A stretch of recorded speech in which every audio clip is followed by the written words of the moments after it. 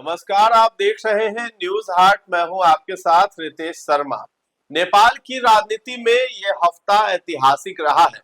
एक और जेनजी आंदोलन के बाद पूर्व प्रधानमंत्री केपी शर्मा ओली को शनिवार सुबह गिरफ्तार कर लिया गया।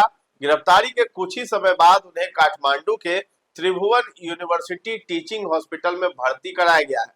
बताया जा रहा है कि वो लंबे समय से बीमार हैं और उनका पहले कई बार किडनी ट्रांसप्लांट भी हो चुका है। इस कार्रवाई से नेपाल की राजनीति में हलचल तेज हो गई है। पुलिस ने ओली शर्मा को भक्तपुर स्थित उनके आवास से हिरासत में लिया है और जिला पुलिस रेंज काठमांडू लाया गया है। इसके बाद मेडिकल जांच के लिए अस्पताल ले जाया गया है। इसी मामले में नेपाली कांग्रेस नेता और पूर्व गृह मंत्री रमेश लेखक को भी गिरफ्तार किया गया है। सरकार की ओर से यह कार्रवाई एक जांच रिपोर्ट के आधार पर की गई है और कहा जा रहा है कि प्रधानमंत्री के शपथ लेने के बाद बालेन शाह एक्शन में आ गए हैं। ये गिरफ्तारियां गृह मंत्रालय की औपचारिक शिकायत के बाद शुरू हुई जांच के क्रम में की गई। पुलिस अधिकारियों के अनुसार कार्रवाई पूर्व विशेष न्यायालय की न्यायाधीश गौरी बहादुर कार्की की अध्यक्षता वाले जांच आयोग की सिफारिशों को लागू करने के लिए हो रही है। जानकारी के मुताबिक ये मामला पिछले साल हुए जेनजी विरोध प्रदर्शन से जुड़ा है। इन प्रदर्शनों के दौरान हिंसा हुई थी जिसमें 77 लोगों की मौत हुई थी और बड़े पैमाने पर संपत्ति को नुकसान पहुंचा था। जांच आयोग ने इसे आपराधिक लापरवाही का मामला माना और कार्रवाई की सिफारिश की थी। पूर्व जज गौरी बहादुर कार्की की अगुवाई वाले आयोग ने अपनी रिपोर्ट में ओली समेत कई बड़े अधिकारियों पर कार्रवाई की सिफारिश की थी। इसके बाद प्रधानमंत्री बालेन्द्र शाह की अगुवाई वाली कैबिनेट ने इस रिपोर्ट को लागू करने का फैसला लिया। इसी के आधार पर पुलिस ने गिरफ्तारी वारंट जारी कर कार्रवाई की है।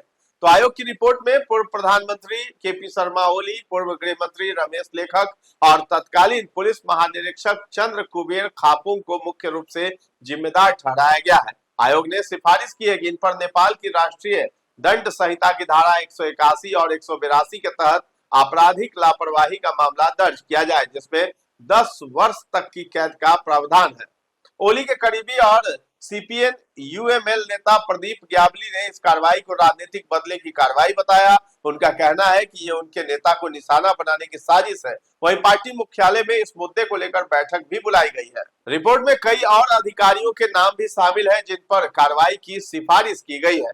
इनमें पुलिस और प्रशासन के वरिष्ठ अधिकारी भी शामिल है। कुछ के खिलाफ सख्त कार्रवाई और कुछ को चेतावनी देने की बात कही गई है। गौरतलब है कि सितंबर 2025 में नेपाल में युवा प्रधान जनरेशन जेड आंदोलन ने जोर पकड़ा था। शुरू में सोशल मीडिया प्लेटफॉर्म्स पर प्रतिबंध और भ्रष्टाचार के खिलाफ शुरू हुआ ये प्रदर्शन जल्द ही देशव्यापी हो गया। 8 सितंबर को काठमांडू समेत विभिन्न शहरों में पुलिस और प्रदर्शनकारियों के बीच हिंसक झड़पें हुई, जिसमें कम से कम 19 लोगों की मौत हो गई थी। तो कुल आंदोलन में देश भर में मरने वालों की संख्या 70 से अधिक बताई जाती है। प्रदर्शनकारियों का आरोप था कि सरकार ने शांतिपूर्ण प्रदर्शनकारियों पर अत्यधिक बल प्रयोग किया, जिसमें लाइव गोलीबारी शामिल थी। इन घटनाओं के बाद केपी शर्मा ओली की सरकार गिर गई थी और उन्होंने इस्तीफा दे दिया था। अब बात कर लेते हैं रैपर से राजनेता बने बालेन्द्र शाह की, जिन्होंने शुक्रवार को नेपाल के प्रधानमंत्री के रूप में शपथ ली। उन्होंने 5 मार्च को हुए संसदीय चुनाव जीते और लोकतांत्रिक रूप से चुने गए सबसे युवा नेता बन गए, जिन्होंने देश के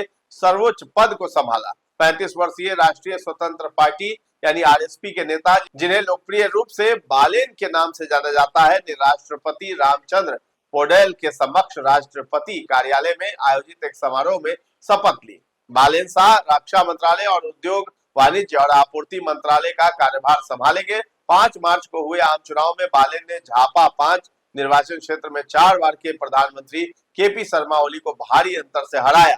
Jhapa 5 communist party of Nepal UML का लंबे समय से यह गठ रहा है। तो राष्ट्रीय स्वतंत्र पार्टी ने शानदार जीत हासिल करते हुए प्रतिनिधि सभा की कुल 275 सीटों में से 182 सीटें जीती, जिससे वो बहुमत वाली सरकार बनाने के योग्य हो गई है। अब चर्चा है कि बालेन शाह जब से पीएम बने, यानी कल ही उन्होंने शपथ ली और आज सुबह सुबह ये कार्रवाई हुई, जिसमें पूर्व पीएम केपी शर्मा ओली को गिरफ्तार कर लिया गया है। तो फिलहाल इस खबर में इतना ही। न्यूज़ आर्ट के साथ बने रहे और अभी तक हमारे चैनल को आपने सब्सक्राइब नहीं किया है तो जरूर कर लें। धन्यवाद।